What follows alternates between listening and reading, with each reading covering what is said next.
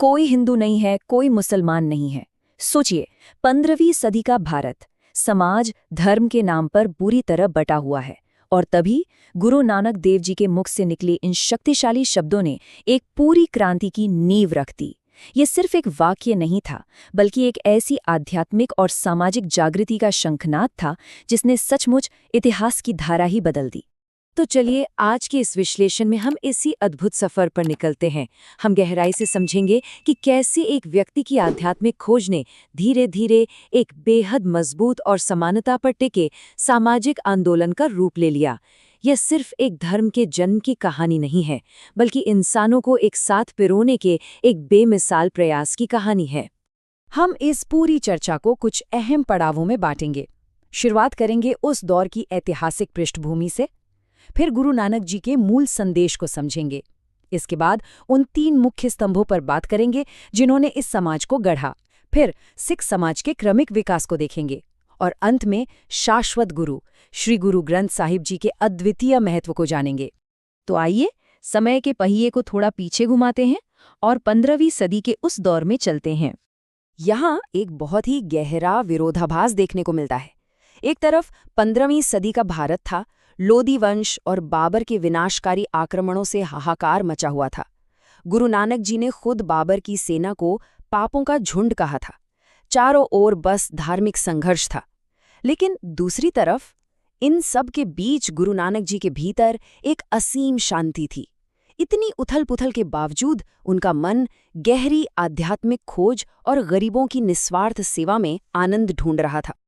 और इसी पृष्ठभूमि से एक ऐसा विश्वास पनपा जो सच में एक शांति दूत साबित हुआ। ये वो दौर था जब गुरु नानक जी को दोनों ही समुदायों से बेइंतहा प्यार मिला।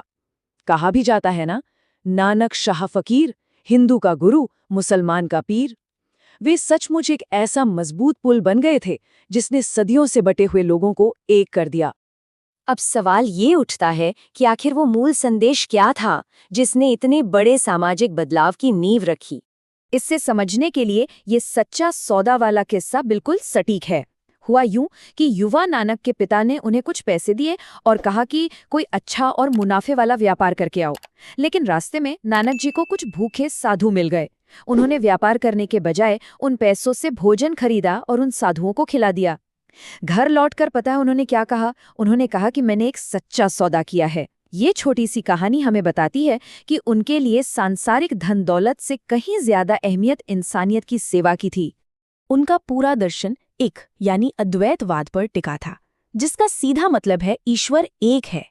उन्होंने मूर्ति पूजा का तो खंडन किया ही, लेकिन सबसे क्रांतिकारी बात यह थी कि उस समय की परंपराओं के उलट उन्होंने दुनिया को त्यागने की बात कभी नहीं की।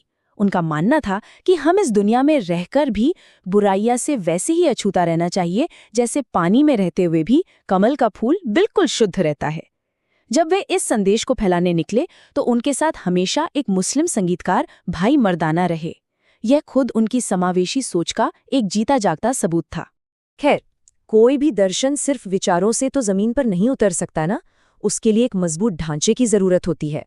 आइए उन 3 व्यावहारिक स्तंभों को समझते हैं। ये 3 सुनहरे नियम थे जिन पर एक नए और शोषक रहित समाज की नींव रखी गई। पहला, नाम जपना, यानी हमेशा ईश्वर का ध्यान करना। दूसरा, किरत करनी, पूरी ईमानदारी से अपनी रोजी रोटी कमाना। और तीसरा, जो असल में गेम चेंजर था, वंड छकना, यानी अपनी मेहनत की कमाई को दूसरों के साथ बांटना। इन नियमों ने एक ऐसा समाज तैयार किया जहां ना कोई शोषक बचा और ना कोई शोषित।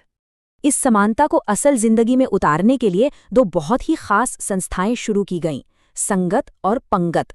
संगत का मतलब है बिना किसी भेदभाव के एक साथ इकट्ठा होना, और पंगत का मतलब है लंगर या सामुदायिक रसोई में एक ही लाइन में एक साथ बैठकर भोजन करना।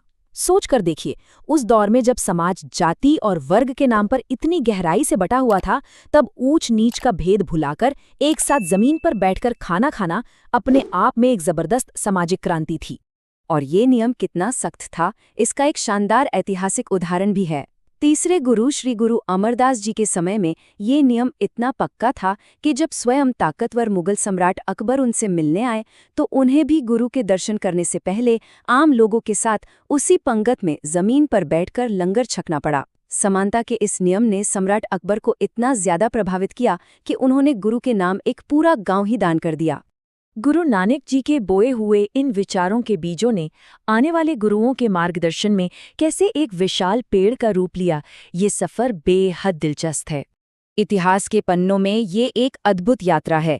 चौथे गुरु श्री गुरु रामदास जी ने अमृतसर शहर की नींव रखी, जो एक बहुत बड़ा व्यापारिक और धार्मिक केंद्र बन गया।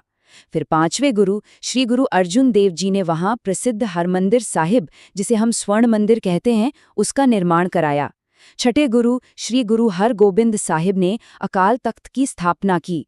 और फिर इतिहास का वो बेहद भावुक क्षण आता है जब नौवें गुरु श्री गुरु तेग बहादुर जी ने दूसरों की धार्मिक स्वतंत्रता, खासकर हिंदुओं के पवित्र प्रतीकों तिलक और जनेऊ की रक्षा के लिए अपना सर्वोच्च बलिदान दे दिया। लेकिन ये विकास केवल इमारतों तक सीमित नहीं था। गुरुओं ने समाज के हर एक पहलू को बेहतर बनाया। तीसरे गुरु ने मंजी और पीढ़ी प्रणाली शुरू की, और सबसे कमाल की बात ये थी कि इसमें महिला उपदेशक भी शामिल थीं। उस समय के हिसाब से ये बहुत ही प्रगतिशील कदम था। लोगों की सुविधा के लिए बावलियों यानी जल कुओं का निर्माण कराया गया। आठवें गुरु श्री गुरु हरकिशन साहब ने तो अपनी परवाह किए बिना दिल्ली में चेचक के रोगियों का इलाज किया।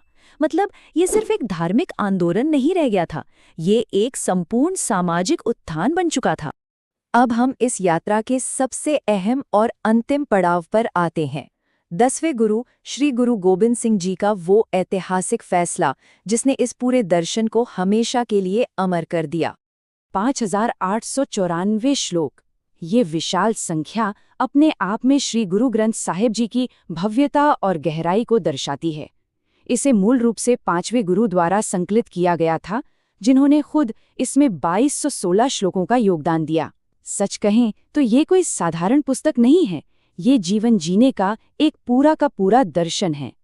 और इस ग्रंथ की सबसे खूबसूरत बात पता है क्या है? इसकी अभूतपूर्व समावेशता। गुरु ग्रंथ साहिब में सिर्फ सिख गुरुओं की ही वाणी नहीं है, बल्कि इसमें कबीरदास और बाबा फरीद जैसे महान हिंदू और मुस्लिम संतों की वाणियां भी शामिल हैं। और तो और उस समय के समाज में जिन्हें तथाकथित निचली जातियों का माना जाता था, उन संतों के विचारों को भी इसमें बिल्कुल बराबर का सम्मान दिया गया है। ये अपने आप में सबको साथ लेकर चलने का एक बेमिसाल उदाहरण है। इसी वजह से जब कोई श्रद्धालु गुरु ग्रंथ साहिब जी के सामने शीश झुकाता है, तो वो केवल एक धर्म ग्रंथ के आगे नहीं झुकता। असल में वो उन सभी महान आत्माओं, उन सभी हिंदू और मुस्लिम संतों के विचारों के आगे झुकता है। यह गुरु नानक जी के उसी मूल संदेश का चरम बिंदु है कि सभी इंसान और सभी धर्म मूल रूप से एक ही हैं। इस पूरे ऐतिहासिक विश्लेषण के बाद जो सबसे बड़ा सवाल हमारे सामने खड़ा होता है वो यही है। गुरु नानक जी ने 500 साल पहले एक ऐसे समाज का सपना देखा था जहां कोई भेदभाव न हो, जहां सब एक पंगत में बैठकर खाएं। आज जब दुनिया फिर से इतने सारे वैचारिक और सामाजिक संघर्षों में उलझी हुई है, तो सोचने वाली बात है कि हम उस सच्चे सौदे और वंड छकना की उसूलों को अपनी आज की जिंदगी का हिस्सा कैसे बना सकते हैं। ये एक ऐसा सवाल है जिस पर हम सबको गंभीरता से विचार करना चाहिए।